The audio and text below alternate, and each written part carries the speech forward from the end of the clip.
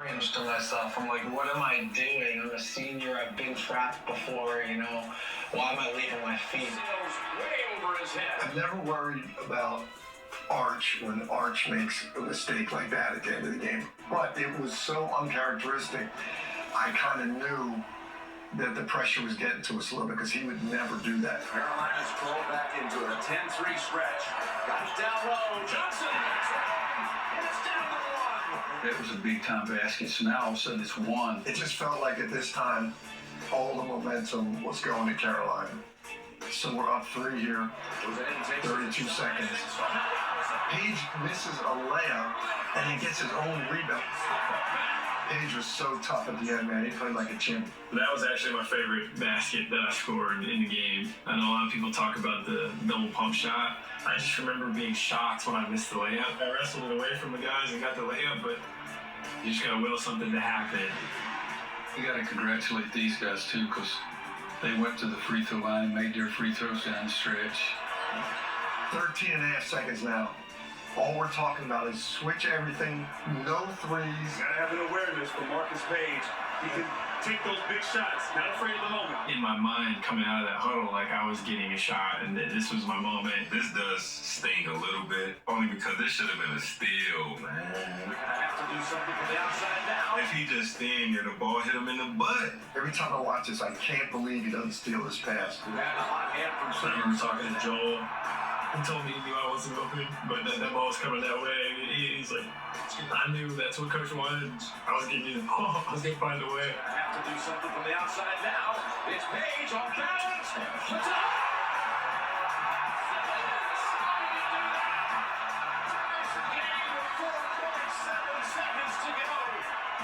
Oh my gosh. Never seen a shot like that in that situation under that amount of pressure. Closer. This time, the little guy with some nature. Oh, it's unbelievable. What a shot, man. Pretty special moment to see Michael Jordan excited about something he just did. I even told Michael Jordan after the game that if we had gone back and won that game, his shot to beat Georgetown would have been the second most famous shot in Carolina basketball history. Jordan, time is winding down. Bullseye. The Superdome is in a frenzy. Wow, like this is one of the most legendary comebacks in Final Four history. And this guy led the way. This momentum is definitely going the other way. You don't show it, and you don't talk about it, but you know everybody's feeling it. They have all the momentum in the gym. Things are flying around the whole arena, throwing out the cushions that they gave out to the stadium. You go from feeling like we don't really have that much of a chance to win to, oh my gosh, we're here. We got 5 more minutes of basketball. Like, we're going to win this game. There's 4.7 seconds left. But a lot can happen in 4.7 seconds. With 4.7 seconds. We knew it was our ball. We knew we had to respond. We couldn't control what happened in the past, but we could control how we respond to it in the future. I knew we were going to come out and execute the play, not just with a clear mind, but with no fear of making a mistake again. We have a play we run called Nova with between 4 and 7 seconds from end line out of bounds all the time. We run the same play. Nova has one of these in-the-game full-court plays in their package. Everybody's talking about overtime. Not us. We're going home right now with a win. Villanova, they got to execute. They do have one timeout left. It's interesting that Daniel Chefu mops up the floor because in the Big East tournament, we ran the same play, and then right at that spot where the teams were on the sideline, the floor was wet, and Ryan slipped, coming up the floor and threw the ball up. Archidiakono, front court, slips, fires, and that's it! The Seton Hall Pirates! And for Daniel to be thinking about that at that time, it's amazing. Look at Ochefu just going ahead and saying, hey, I did it, so I'll clean it up. A lot of guys in that moment wouldn't think about Daniel Chaffee right on top of it. He got the ball boys out there, and then he was like, this isn't good enough. He's taking it in his own hands. So we're trying to pick up here again. We're trying to get Bryce to make sure they didn't throw it long, and then Bryce come up and pick up his guy. And Marcus is repeating to everybody in the huddle. We had this play 1,000 times practiced from right here in this arena, Kris would throw the ball in from here, throw it in for Arch. And Chris's job on this play was always just to stay opposite of Arch to get out of his way. To play at that level, you gotta have some confidence and some swagger to you. I really was thinking, like, I'm gonna hit the best shot in college basketball history because I knew the ball was gonna be in my hands and I was gonna make the decision. I'm like, this is my moment. I was able to tell him while we're walking down to take the ball. I'm like, look, I might be open because they're not going to put nobody on the ball. We had never thrown the ball backwards on that play before, ever. Because usually Ryan had made a pass forward or the team would take away the screens and Ryan would have a one-on-one shot. 4.7 seconds. Villanova trying to go right to the court. That is the last option. And we always had gotten a shot before that. Once that ball came in, Daniel set the screen. I got a little room. I'm crossing half court, and I hear Arch, Arch, Arch. It's loud, but I was able to get close enough to where he heard me screaming his name. And I'm like, Arch, Arch, Arch, Arch. So as soon as he crossed over, that's how I knew he heard me.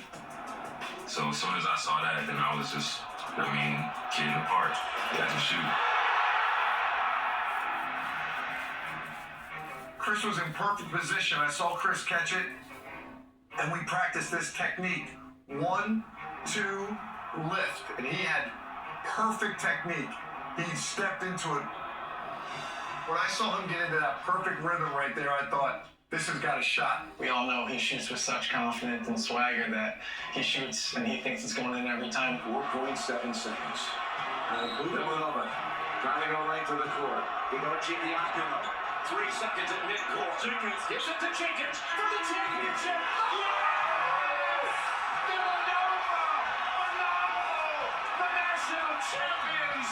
With Jenkins hitting the winner at the buzzer! Yeah, you could tell it was good the second it left his hand. How good is that? Big smooth. Big smooth. One of the great championship games you'll ever see.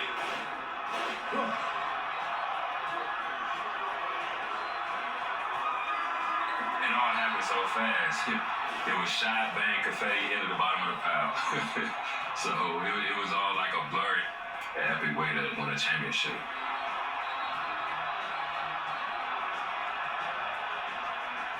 I ended up calling 32 national championship games, but only one came down to a shot that left the hand with 0.2 seconds to go and went through the net as the clock said 0.00.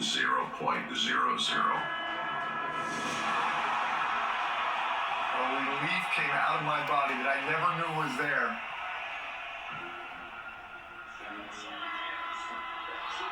The feeling I had at that moment, I've never forgotten. Man, what do you say to Marcus Page? What do you say to those guys that were 10 down? We come back and get it tied. I tried to get them to understand that Villanova made a great play. When the shot went in, and everybody behind Jay Wright is going crazy, and he is stoic, and instantly he's looking to walk to shake hands with Roy Williams. In that moment, he had empathy for Roy Williams. Heartbreak, no question about it. I immediately turned and saw Roy and felt, damn, that could be us. And he right away said to me, I'm happy for you. And I know him well enough to know that he truly meant it. It was just pure joy for Villanova. My daughter went to school there. I've known Jay Wright over half of my life. I don't know why Charles was so happy. If it was Auburn, I understand. I understand your daughter went to school there. You didn't play for Villanova. They didn't recruit you. Nothing. I don't understand his exuberance other than he wanted to rub it in my face. Ace's Yard RX